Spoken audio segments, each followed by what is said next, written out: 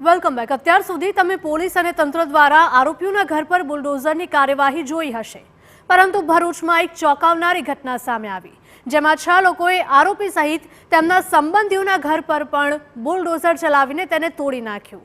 કારણ એટલું હતું કે આરોપી વ્યક્તિ પર પરિણીતાને ભગાડી જવાનો આરોપ છે। આરોપી શખ્સની માતાએ પોલીસને 6 લોકો અંગે ફરિયાદ આપી છે।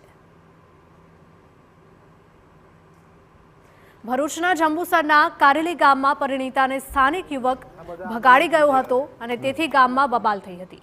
રોષે ભરાયેલા પરિણીતાના સાસરિયાઓએ યુવકના ઘર પર બુલડોઝર ફેરવ્યું। ફૂલમાળી સમાજનો યુવક અન્ય સમાજની પરિણીતાને ભગાડી જતા સમગ્ર ઘટના બની હતી, જેથી પરિણીતાના ઘરવાળા રોષે ભરાયા હતા અને યુવકના ઘરે પહોંચી ગયા હતા। આરોપીઓમાં પરિણીતાનો પતિ પણ સામેલ છે। તેને શંકા હતી કે તેની પત્ની યુવક સાથે ભાગી ગઈ છે। 21 માર્ચની રાત્રિએ આરોપીઓએ 6 ઘરને નિશાન બનાવ્યા હતા। બુલડોઝર ચલાવી 6 ઘરને નેસ્તાનાબૂદ કરી દીધા હતા, જેમાં તે વ્યક્તિનું ઘર પણ સામેલ હતું, જે મહિલાને ભગાડી ગયો હોવાની આશંકા છે। ખોટું કામ કરતા પકડાઈ ગયો, અમે તે છતાં એમને એકવાર ભૂલ સમજ માફ કરી દીધો। છોકરું નાનું સમજીને માફ કરી દીધો, તે ફરતી યાર એને ખોટું કામ કર્યું છે। તો આ મકાનો જે અહીંયા જે ગેરકાયદેસર દબાણ છે તે તૂટેલું છે એવું છે। હા, અને સરપંચ પણ હતો, ગામના સરપંચ પણ હતા, ગામ પંચાયત હતા, ડેપ્યુટી સરપંચ બધા હતા ને અમે તોડેલું છે।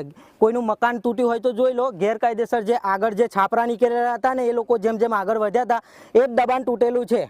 મારો છોકરો લઈને ભાગી જ જશે, પણ આ લોકોને શું નુકસાન છે? અમને શું લેવા દેવા છે? અમને તો અમે કહ્યું કે અમે એના મા બાપ બેઠા છે ભોલાભાઈ, અમને જે સજા કરવી હોય તો અમને કરી દો, અને મારો છોકરો મળશે તો મારા છોકરાને તમારે કાપીને ઉછેર દેવાનું, તો અમે કંઈ કહીએ નહીં। તો પછી એ લોકોએ ના માન્યું, તો પછી અમે પોલીસ કેસ લખવા। શું કર્યું તમારા ઘરોને લોકોએ? એ બધું મકાન તોડી કાઢ્યા, ના માન્યું। મેં કહ્યું કે મારું મકાન તોડો। આ સમગ્ર કેસમાં જેમના ઘર પડી ગયા તેમણે પોલીસને જાણ કરી અને ફરિયાદ નોંધાવી હતી। એફઆઈઆર અનુસાર સમગ્ર વિસ્તારના 6 ઘરને નિશાન બનાવ્યા હતા, જેમાં યુવકના સગાવાલાના ઘર પણ સામેલ છે। પોલીસે જેના પર મહિલાને ભગાડી જવાનો આરોપ છે, તેની માતાની ફરિયાદ નોંધી આગળની તપાસ શરૂ કરી છે। અનેક મકાનો તોડી પાડ્યા? હા, એના સિવાયના મકાન તોડી પાડ્યું છે। તો તમે એનું મકાન પહેલું જ છે।